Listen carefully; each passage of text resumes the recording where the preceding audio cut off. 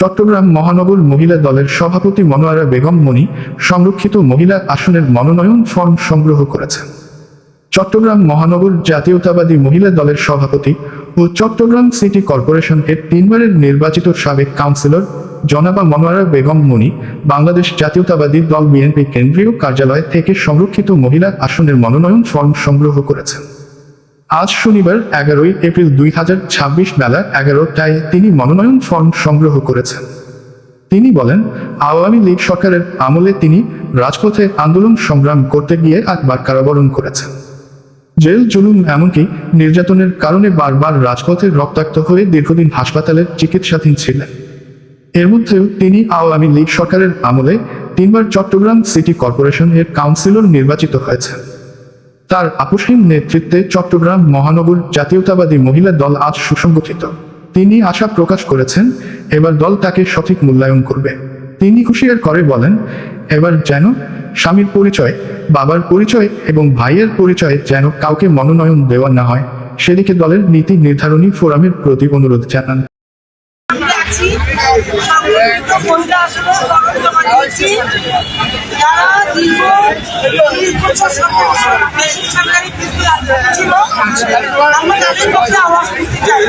আমরা বলতে চাই, যারা আন্দোলন সংগ্রামে মাঠে ছিল, হরতাল করেছে,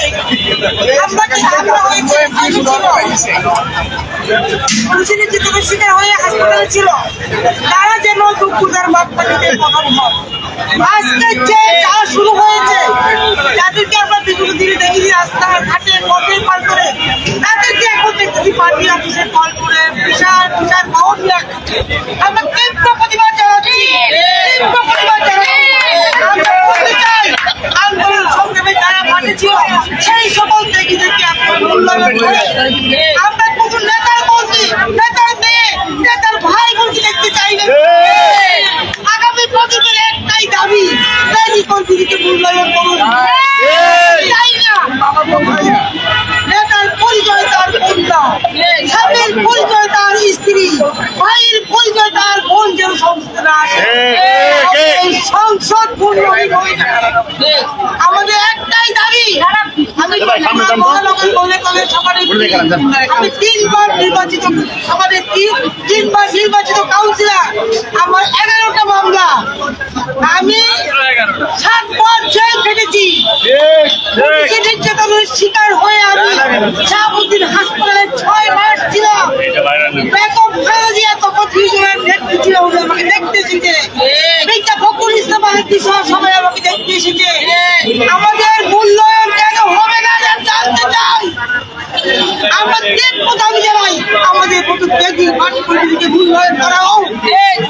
প্রতিভা আমরা আগামী দিনে রাজপথে কর্মসূচি বাধ্য হব। এক্ষেত্রে আমরা দেখতে পাই, যখন ফর্ম বিক্রি শুরু হয় তখন চলচ্চিত্র অঙ্গন থেকে শুরু করে যাদের ফেসগুলো তৈরি আছে তারা ফর্ম কেনা শুরু করে। এক্ষেত্রে তারা আসলে তার সিগন্যাল পেয়ে এরকম ফর্মগুলো কিনছে বলে মনে করে। আমরা তাদের বিরুদ্ধে অভিযোগ প্রতিভা যারা কবুদেরই মাঠে দেখি স্বপ্ন উৎসব, আমি নাম ধরে বলবো, দস্তগীর ভাইয়ের বউ কামরুন নাহার দস্তগীর, ডাক্তার লুসি, গত সংসদ নির্বাচনে আমাদের মারা গিয়েছে। ওনার কন্যা জীবনে একটা দিয়ে দাঁড়িয়ে রাজপথে আন্দোলন একটা ছবি দিতে পারে, আমি জুতার মালা দিয়ে রাজপথে হাঁটবো। এক্ষেত্রে কনক চাপাল তো নিয়েছে, কি বলবেন? আমাদের কেন বলবো না, দলকে আমি দিয়েছি, দল আমাকে দিয়েছে সম্মান।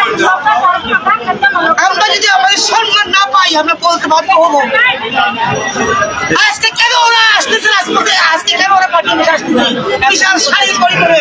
পার্টি অফিস সামনে একটু দেখিনি, তারা লবি করছে তাদের জন্য, তারা লবি করছে তাদেরকে, আমরা তাদের বিরুদ্ধে আমাদের কথা আছে।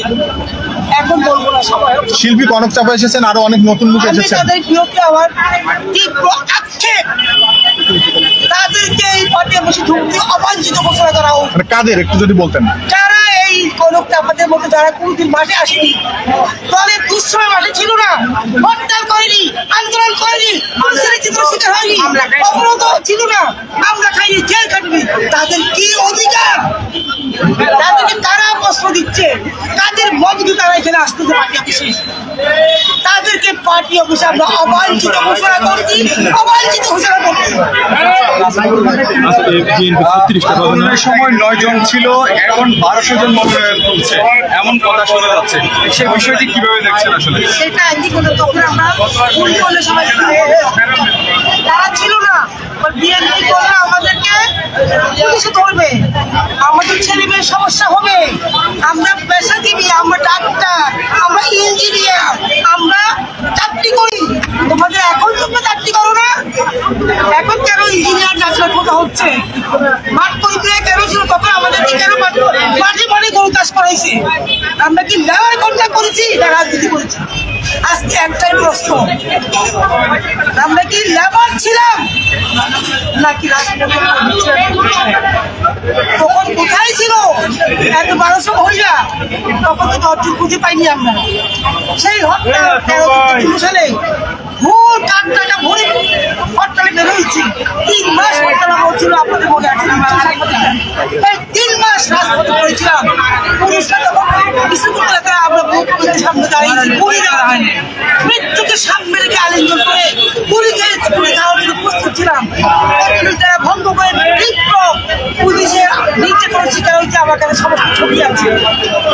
তারা কি বসন্তের কোকিল এখন? কি বলবেন? বসন্ত কি দেখা লাগছে? বসে লাগছে কোনোদিন এখন বসন্ত চলে এসেছে,